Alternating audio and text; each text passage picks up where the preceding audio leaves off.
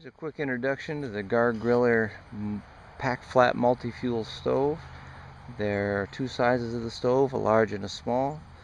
They're laser cut stainless steel. Nice tight clearances on this thing.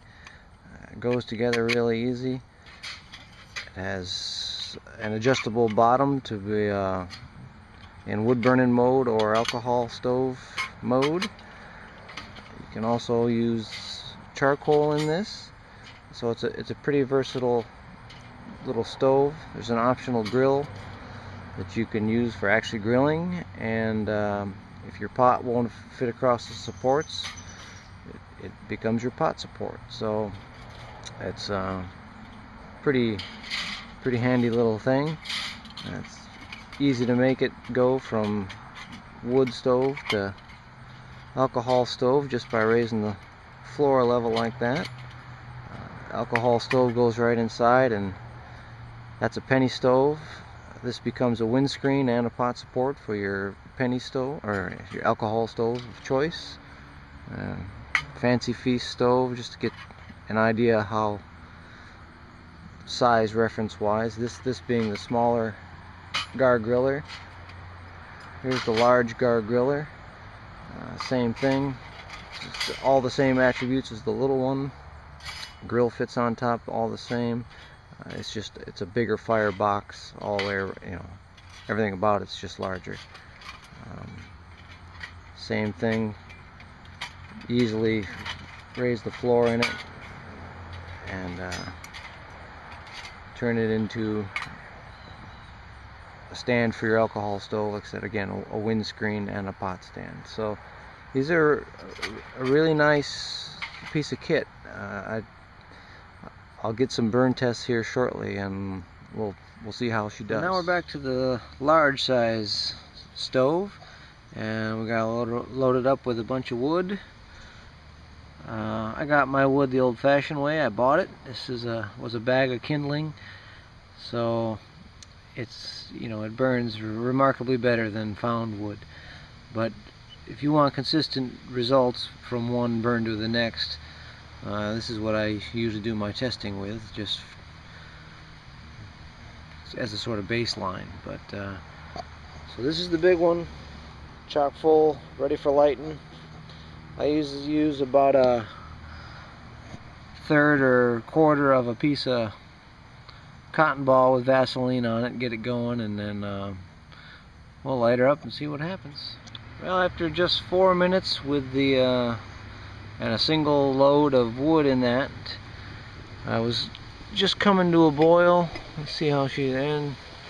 Rolling boil at 435, and probably a little bit before that. So the nice thing about the large stove is you can build a pretty big fire in it, and once she gets rolling, it throws out a lot of heat really fast. So that was kind of a nice quick boil, because you could build a nice sized fire inside of there.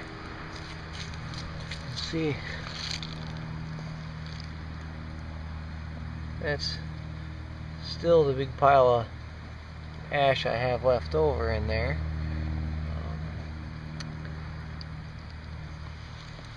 It was a bit smoky. I think that pot just about covers the whole top of the stove, so it chokes it out a little bit, but it still was good and quick on coming to a boil. And now we're going to go into toaster oven mode. I got a Pop-Tart that on a little tinfoil tray.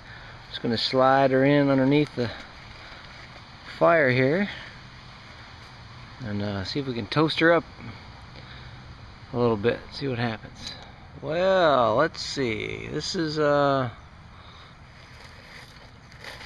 after about 2 minutes in there. Might be getting a little overdone, but I'm sure old Shug would appreciate a nice hot Pop-Tart first thing in the morning. It's a little nice toaster oven feature to this Gargriller. Pretty cool.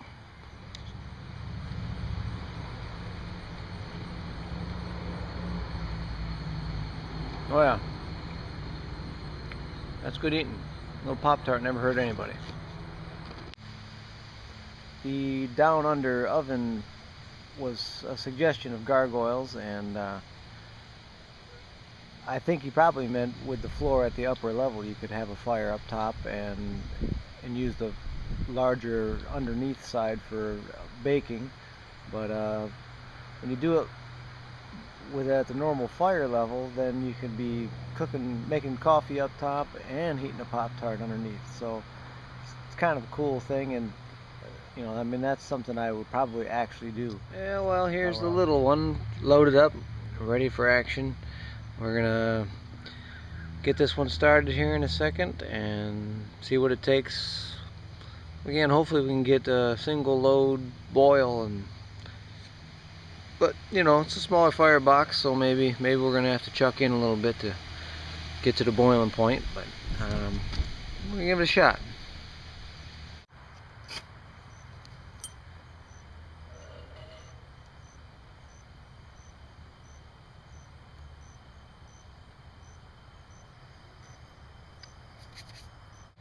Well, here I stand corrected. I got a rolling boil in 4.5 minutes with a single batch of wood. So, but and the smaller pot and a windscreen.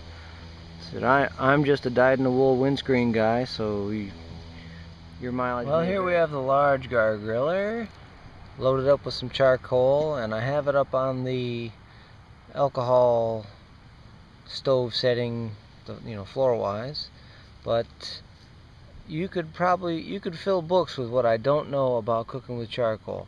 So we're gonna see if I can even get the stuff lit, and then maybe I'll bake something with it or something, you know, just because I want to play with it. So I'm not gonna bother with the, what do you call that thing, the aluminized skirt thing that comes with it. I'll just put a windscreen and well, that's going to require 2 hands.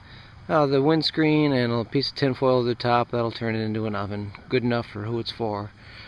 And I don't remember, did I show you? That's the stuff inside. It's going to be a blueberry muffin, a giant one, I guess. So we're going to give it a go. Well, there it is. I can tell you you're not going to win any races cooking with charcoal, but after 45 minutes I think it's pretty much almost a muffin, but it's definitely edible. I'd like to thank Gargoyle for very generously gifting me both of these stoves just so I could play with them. They're really well built pieces of kit, work good, last a long time, all that sort of thing.